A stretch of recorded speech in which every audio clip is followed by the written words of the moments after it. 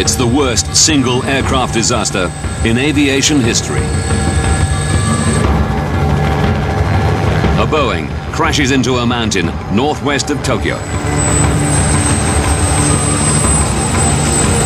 520 passengers and crew perish in a pile of twisted metal. With over 600 747s in service, investigators are under intense pressure to uncover the cause of the crash. If they can't come up with answers quickly, it could happen again. Pull up.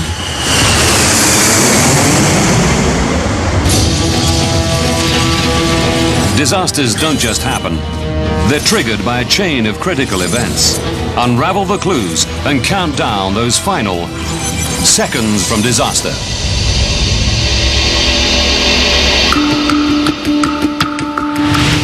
Japan. Haneda Airport, Tokyo. August the 12th, 1985. 6 p.m. Japan Airlines Flight 123 prepares for takeoff. Destination, the city of Osaka, 400 kilometers away.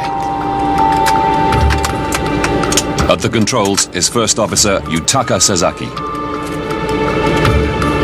Keeping a close eye on him is Masami Takahama, one of JAL's most experienced training captains.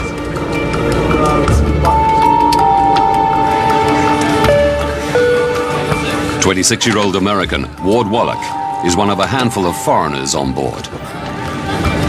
My brother Ward became obsessed with Japan while he was studying as an undergraduate. Now a postgraduate student in Tokyo, Ward has embraced Japanese life despite standing out.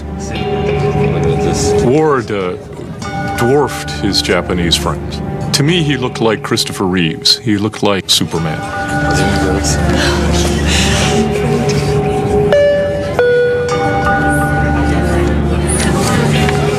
Also on board is Japanese actor and singer Kyu Sakamoto. I think the impression that everyone had of my husband, Kyu Sakamoto, was his smile. He had a big smile when he was performing on television. And he was the same at home. He loved his family. He was kind and someone who always thought of his family.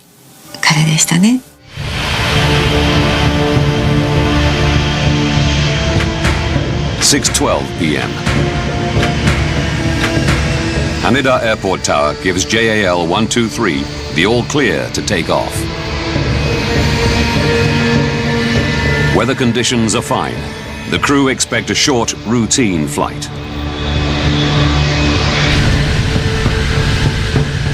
The Boeing 747 begins climbing to its cruising altitude of 24,000 feet.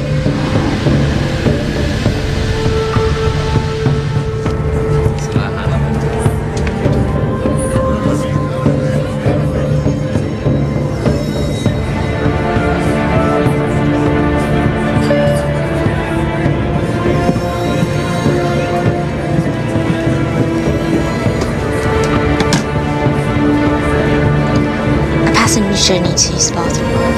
Be careful, please. Make it quick. 6:24 p.m.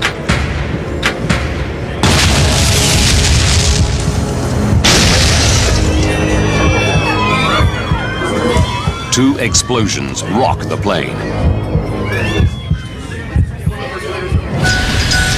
Something exploded. Sekiato, check the gears. The aircraft's flight controls don't respond.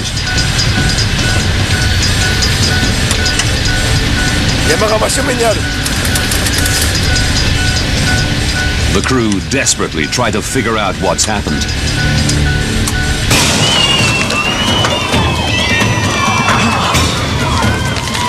Cabin pressure drops.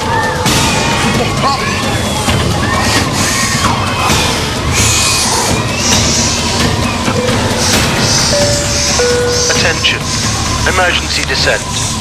Put the mask over your face. Fasten your seatbelt.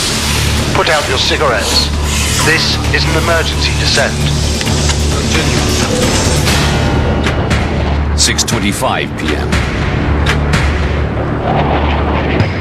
JAL 123 is now out of control. Captain Takahama declares an emergency. Tokyo Japan 123, request it back to Haneda. Descend And radios Tokyo Air Traffic Control. Take a magnetic course of 90 degrees for radar vector to Oshima. The crew is trying to wrestle the 747 into making a right turn to follow a course back to Haneda Airport. Going to right, turn over. But the plane is not responding. Yes, sir. I said don't bang that mat. Yes, sir. What's going on?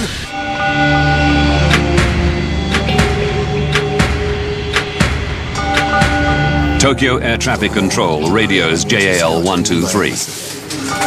Japan 123, please confirm you have an emergency. That's affirmative.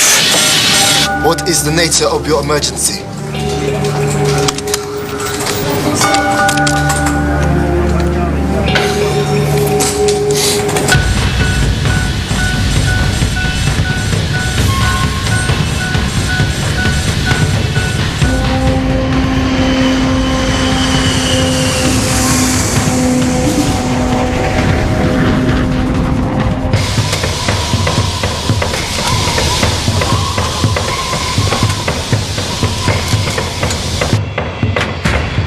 .28 p.m. Japan Air 123, fly heading 090 radar vector to Oshima. The plane appears to be heading away from Tokyo Haneda Airport. Japan Air 123, Roger, understood.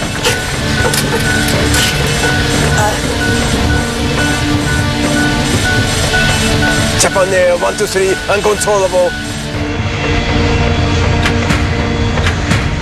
Tokyo Control suggests heading for the closer Nagoya Airport, 133 kilometers away.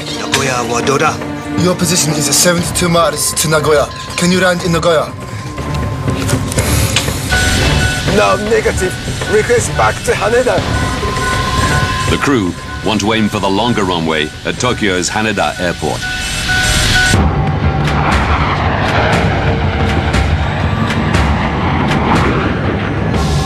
The aircraft is still above 20,000 feet.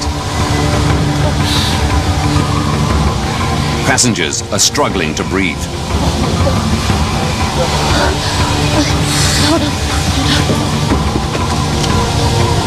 There's damage at the back. I don't know what to do. People can't breathe. Captain, the oxygen mask in 5 right failed. I think we better descend. Hi. The pilots attempt to lower the plane's altitude to increase the cabin's oxygen levels. Nose down! Nose down! Yes, sir. Nose down! Use both hands!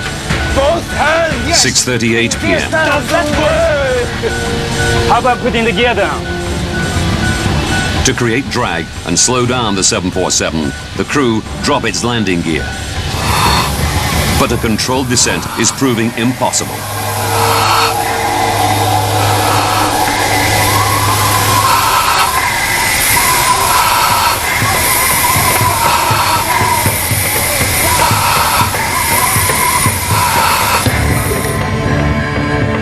Tokyo Air Traffic Control follows the plane on radar.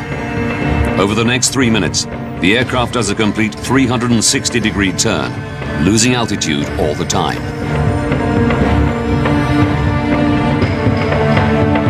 Can you control the aircraft now?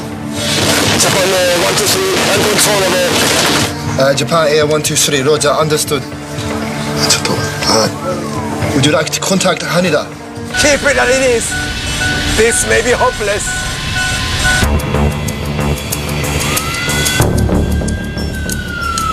At Yokota, a nearby US military airbase, emergency crews are standing by. Japan Air 123, Japan Air 123, full approach on guard. Can you hear me? 5423. もう絶望だ。Shift the gear down. 6:47 p.m. The plane has dropped to 7,000 feet. But with little control over its heading, the pilots now face new dangers. Hey, there's a mountain ahead. JAL 123 is now miles off course, deep in the mountainous region northwest of Tokyo. Turn right. There's a mountain there. Take control to the right. Right turn. Right turn, that's right. We could hit the mountain. Yes, I know. The crew battle to lift the aircraft out of danger. Left turn. Put the power on. Left turn now. Left turn.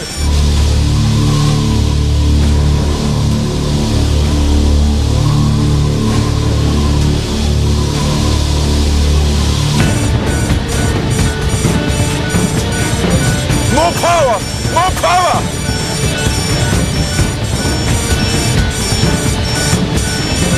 Max power.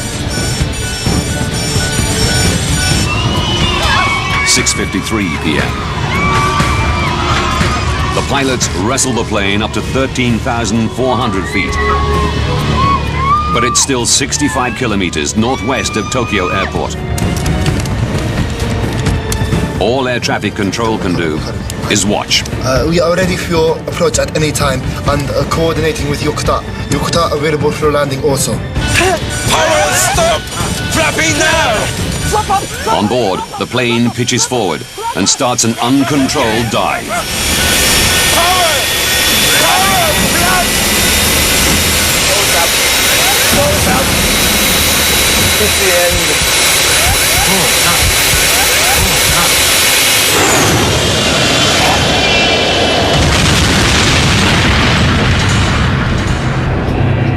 Japan Air 123, do you read? Japan Airline 123, do you read? The plane disappears from radar. 123, do you read?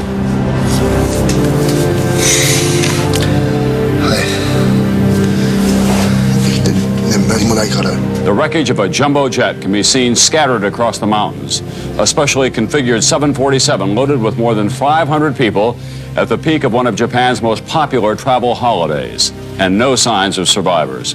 そうですね、速報で見て I knew from the breaking news that a plane had disappeared from the radar. But I had no idea if my husband was on that plane or not. まあどのぐらいしてからかその乗客名簿がI can't remember how much later it was when we were able to read out the passenger list. テレビで発表されて、それを When it was announced on television, 本当に乗ってたんだって。 when I heard it, はっきり I knew for certain he was on that flight. 本当に How can I put it?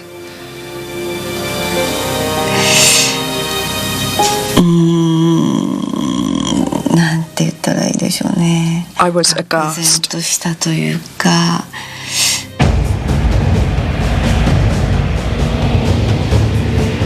Just 18 minutes after the plane disappears, a U.S. Air Force C-130 locates the wreckage on a ridge of Mount Ostaka, 100 kilometers northwest of Tokyo. It radios the Japanese authorities with coordinates.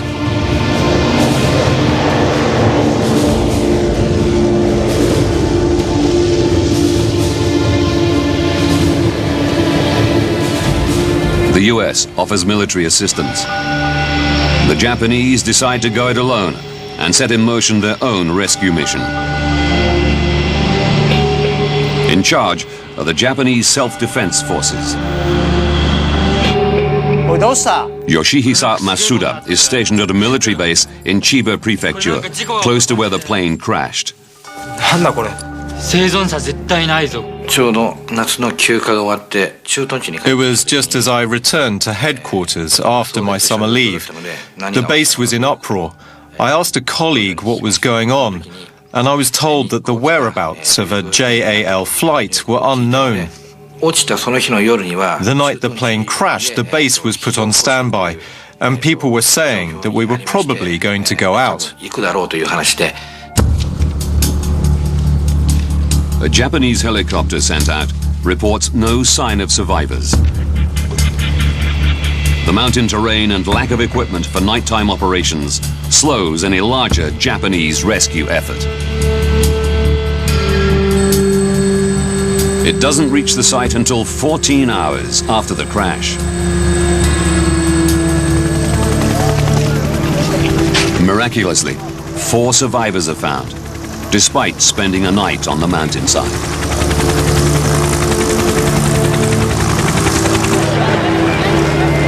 But 520 people are dead, including Q Sakamoto and Ward Wallach. I think when I first heard he was on the plane, there was an air of unreality. I mean, Ward was vibrant, he was young. It's not supposed to happen that way. It was unreal.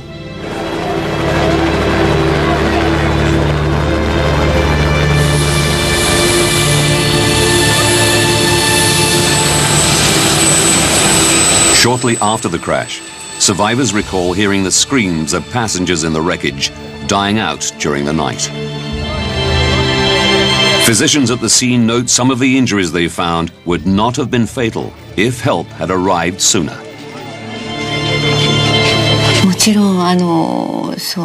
Of course, I found out afterwards that rescue operations were not carried out at the site straight away on the day.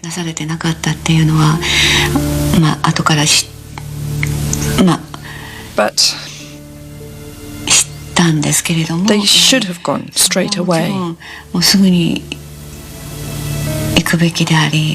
Why? Why did they take their time?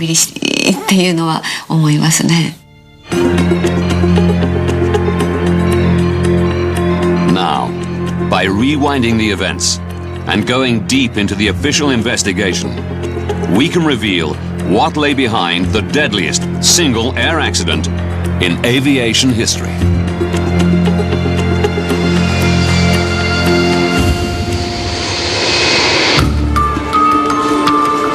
The Japanese Aircraft Accident Investigation Committee is responsible for investigating the crash. As demanded by Japanese law, alongside this is a criminal investigation run by the police. In the United States, the manufacturer of the 747, Boeing, is alerted to the disaster in Japan. John Purvis was a member of Boeing's Air Safety Investigation Team in 1985. When we learned about this airplane and realized it was a 747, we were concerned, along with everybody, that this accident could really tarnish the reputation of the airplane, because at the time it was the largest commercial jet flying. With the lives of millions of 747 passengers at risk, the United States National Transportation Safety Board, or NTSB, want answers to why this American-built plane crashed. NTSB representative Ron Schleed is assigned to investigate. There was an extreme concern that if there is a mechanical problem, that it could be a generic flaw, and that could affect the entire fleet. An investigation team of Boeing engineers and members of NTSB heads for Japan. But once there, gaining access to the site proves difficult. When we arrived in Tokyo and got to the hotel and first met the Japanese, it was clear there was some problems in getting access to the information that was known and to the accident site eventually. As the plane's manufacturer, Boeing has an internationally agreed obligation to investigate the crash to make sure all other 747s are airworthy. However, because this flight, Japan 123, was a domestic flight, the international rules did not apply in 1985. Therefore, we did not have an automatic right to go we had to request permission to travel and to work with the Japanese. Whilst the Americans wait for police permission to access the crash site, Japanese air accident investigators share with them JAL 123's cockpit voice recordings.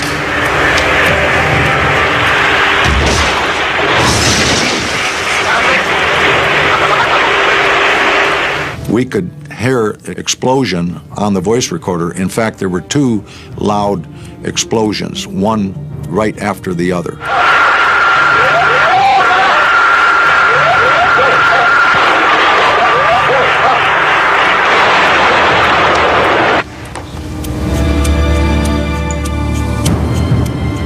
Survivors confirm there was an explosion at the back of the plane, leading investigators to a chilling conclusion. Worldwide in the 1980s, there had been several terrorist acts, hijackings and bombings of airplanes. So when this accident occurred, it gave us a strong suspicion that it was an act of terrorism.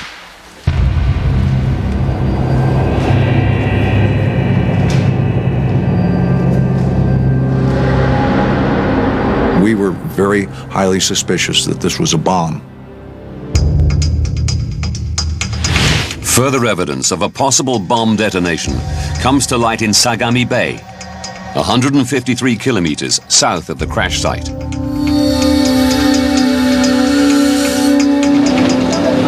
Japanese sailors discover a large piece of the plane. One of the early things we were showing was the vertical fin, or the tail of the airplane, which had come off over water south of Tokyo, right under the flight path of the airplane. And it indicated that the airplane had had a catastrophic problem well before they ever got to the accident site. A photograph taken during the last minutes of JAL 123's flight confirms investigators' fears.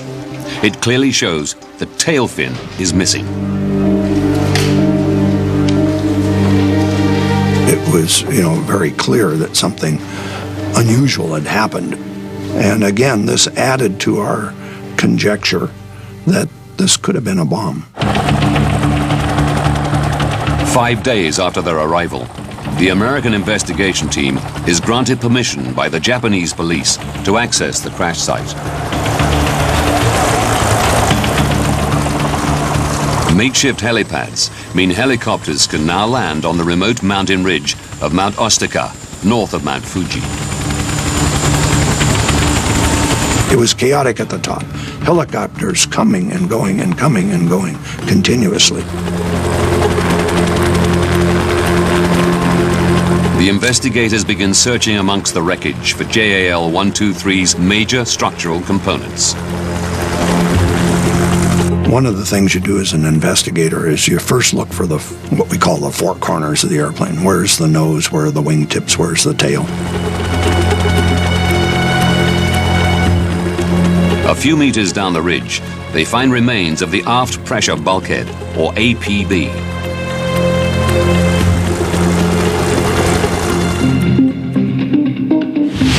This circular structure is made of a series of overlapping metal plates riveted together. Sitting between the cabin and tail section, it's designed to stop pressurized cabin air escaping through the back of the aircraft. When we first saw the bulkhead, it was, of course, torn up and badly damaged into many pieces, 6 or 8 or 10 major ones and some little ones. And the pieces were kind of triangular shaped. They ran from the center of the bulkhead out to the edge, something like a chunk of an umbrella. The investigators study the APB for the telltale signs of bomb damage. A bomb leaves very distinctive evidence on the metal when it explodes. It has so much energy that's more energy than you can generate in an actual aircraft crash. But most of the bulkhead wreckage displays damage consistent with a high-speed impact. One of the general observations when metal is ripped apart, it'll leave a distinctive, what I call a sawtooth shape of a fracture. and it's just ripped apart. We saw evidence of that in the aft part of the aircraft and in most of the aft pressure bulkhead debris. It certainly wasn't caused by a bomb. Looking closer, they discover some unusual damage. There was one piece of the bulkhead that showed curious characteristics different than the rest of the wreckage from the bulkhead. In one area, two pieces had separated in a very straight line, as opposed to the rest of the bulkhead, which had been torn and ripped in overload. It just separated or failed differently, and I wanted to know why. The team want to examine the bulkhead section in their lab, but the police refuse permission, as their investigation to establish whether a criminal act is responsible for the crash is still ongoing. Because in Japan, the criminal investigation takes precedence over a safety investigation, this caused a difficulty for the safety team to gain access to the accident site, to gain access to other data, including the wreckage that fell off the airplane. It complicated and delayed some of the safety investigation because the criminal investigators were in charge. The team invent an ingenious way around the problem. Boeing came up with a procedure to take replicas of the fracture surfaces, essentially a tape, like adhesive tape, that they would put on the fracture surface. It would not damage the fracture surface. It would take a mirror image of replica of the fracture, and then that could be examined in a laboratory. The investigators examined tape imprints and field sketches taken from the bulkhead section, displaying the unusual damage. It appears one bulkhead plate has sheared off along the line of rivets, joining it to its neighbor. This metal had torn through these holes. I thought I had detected fatigue, and what we were seeing on the bulkhead was our eureka moment. It was the golden bullet.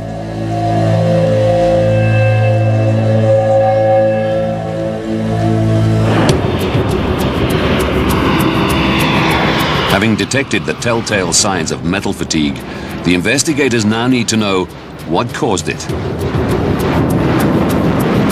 They must also find out whether this is an isolated incident or a problem that could ground over 600 747s in service at the time. The investigators pore over the plane's history. In it, they discover that the plane had once been involved in an unusual accident. They learned that in 1978, at Osaka Airport, the plane's pilot landed with the nose too high. The tail struck the ground and scraped along the runway. The aft pressure bulkhead was damaged and needed repairing. It had been repaired 7 years earlier, and it became very, very critical to the investigation, very interesting to us. Discovering the fact that the airplane had had a repair was a huge turning point in the investigation. Boeing HQ in Seattle faxed the repair report to the investigative team in Japan. When the airplane had been damaged and the repair crew looked at the airplane, it was clear they were going to have to replace the bulkhead. They elected, I think, to replace just the lower half because of shipping problems with the whole bulkhead. The Boeing engineers designed a repair. They made a drawing and written instructions on how to put the bulkhead back together. The 1978 repair design instructs Boeing engineers to attach the new lower half of the bulkhead to the existing top half. To join them together, they're secured with a splice plate held in place with 3 rows of rivets.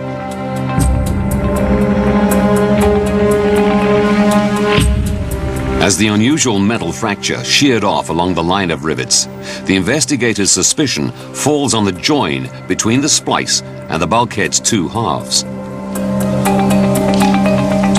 The team calculates what would happen if the repair used fewer rivets than required.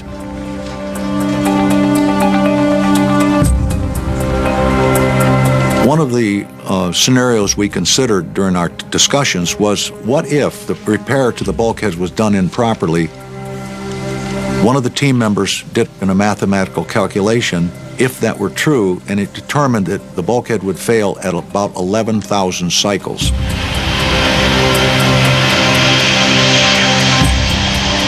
Remarkably, the plane had performed 12,319 takeoff and landing cycles since the repair, very close to the predicted number. It's a breakthrough moment. A faulty bulkhead repair could be behind the world's deadliest single aircraft crash. The investigators now need hard evidence to back up their theory. Japanese police again grant access to the crash site, so the team can examine the wreckage in more detail. So we went right to the area of the pressure bulkhead that had what I considered a curious-looking fracture. We discovered that the repair had not been done as designed. In the process, they had a place where they had to put in the splice plate, and it had been done wrong. The investigators discover the splice plate from the wreckage is an incorrect size. It appears that to make it fit, the engineers deviated from the repair design. The splice plate, in fact, had been cut into two pieces.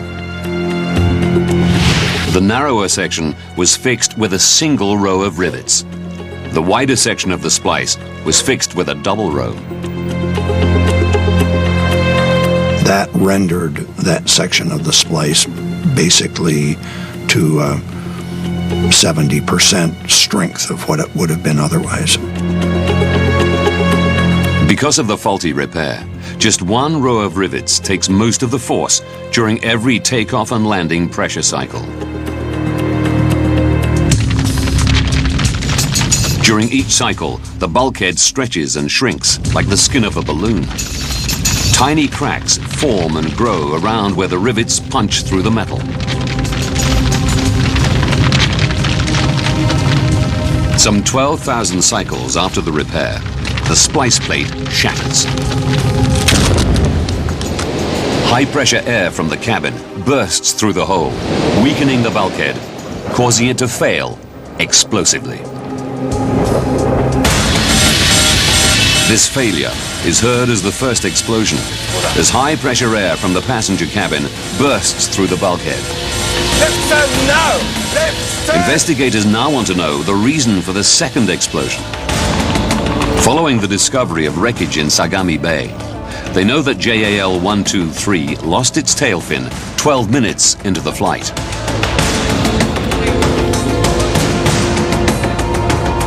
Revisiting the flight recorder, they realize this is around the same time that both explosions are heard, leading the team to an astonishing conclusion.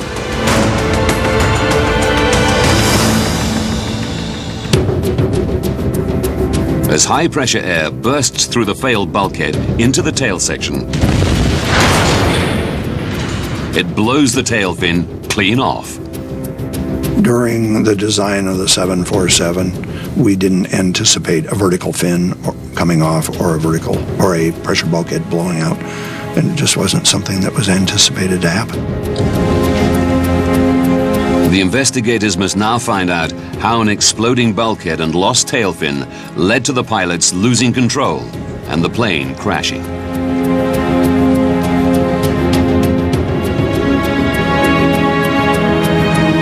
Air traffic control tracked JAL 123 meandering deep into the Kanto mountain range, away from Haneda Airport in Tokyo, and recorded the plane repeatedly losing and then gaining altitude.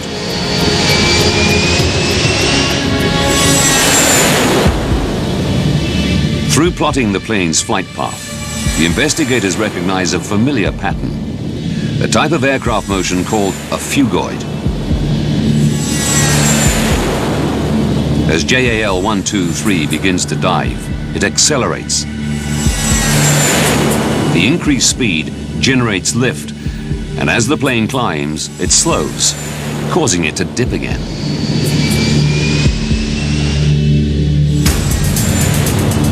The investigators know this phugoid motion is indicative of an aircraft with inoperable control surfaces.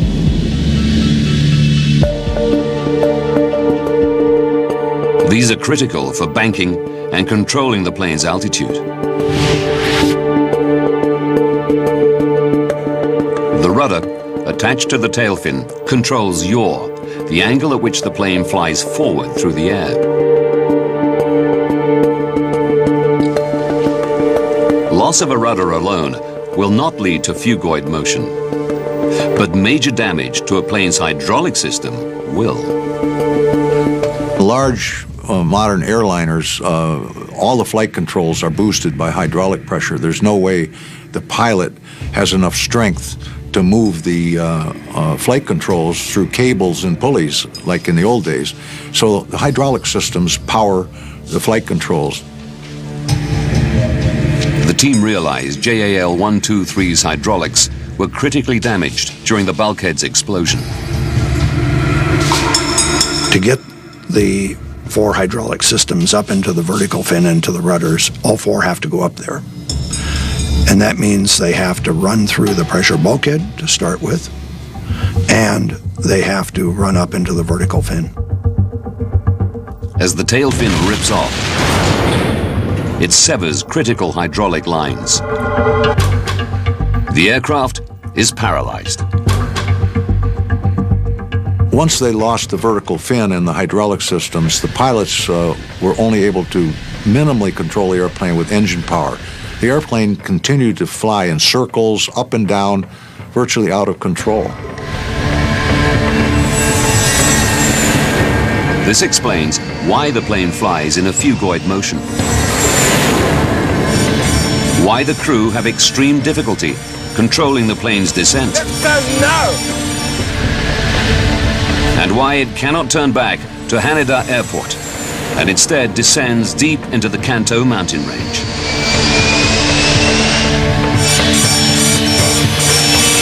The crew's only option is to ride the throttle, trying to maneuver the plane by powering each of the engines separately.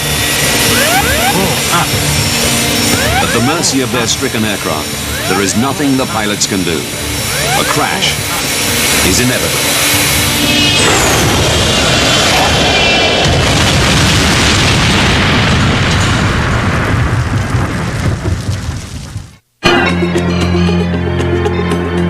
Having delved deep into the investigation, we can now reveal the events that caused the worst single aircraft accident in aviation history.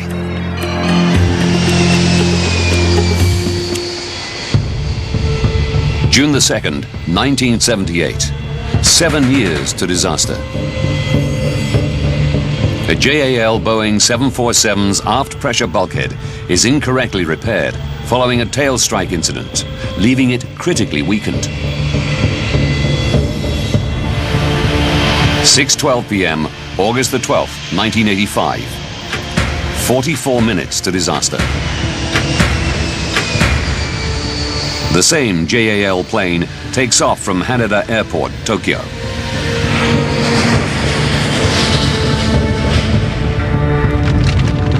As the cabin pressurizes, tiny cracks on the repaired bulkhead begin to grow.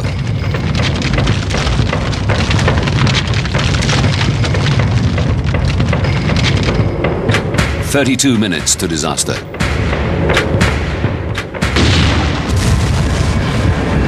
The bulkhead explodes.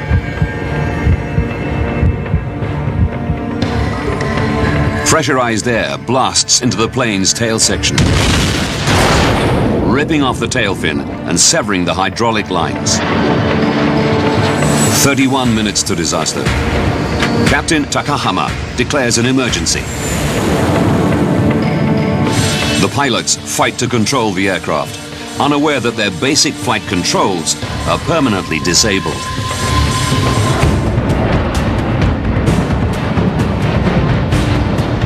The plane climbs and dips.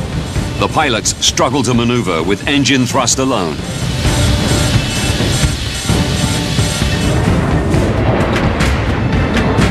Eight minutes to disaster.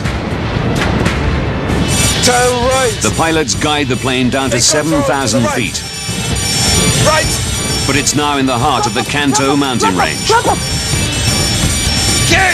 6:56 p.m. Seconds to disaster. Pull up. Pull up.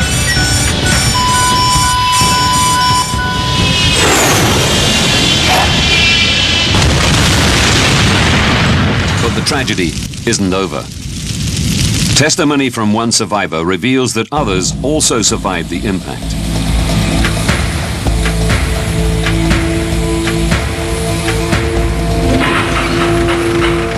"24 minutes after disaster, an American Air Force C-130 finds the crash site and reports its location to Japanese authorities.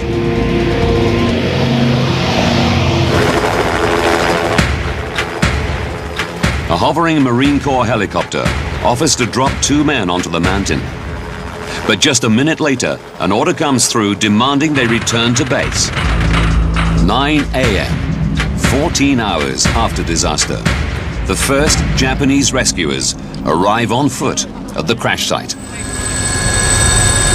How many more passengers could have survived if US forces had been allowed to land becomes a focal point for bereaved relatives. To this day, there is no clear understanding as to who declined US help. No one in the Japanese Self-Defense Force admits to ordering the US crew to stand down. But in response to the crash and subsequent fallout, the Japanese Self-Defense Forces did purchase helicopters and equipment designed for nighttime operations in mountainous terrain. The disaster also has profound ramifications for Japan's air industry. JAL President Yasumoto Tagaki resigns shortly after the accident. The JAL maintenance manager commits suicide.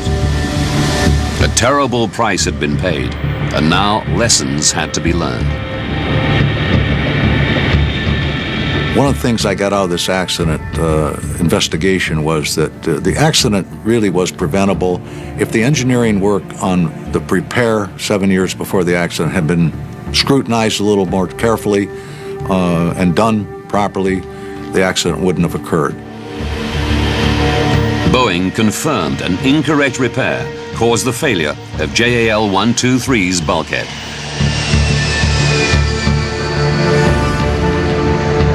The company changed their procedures, so significant repairs are scrutinized before implementation and afterwards by a second pair of eyes.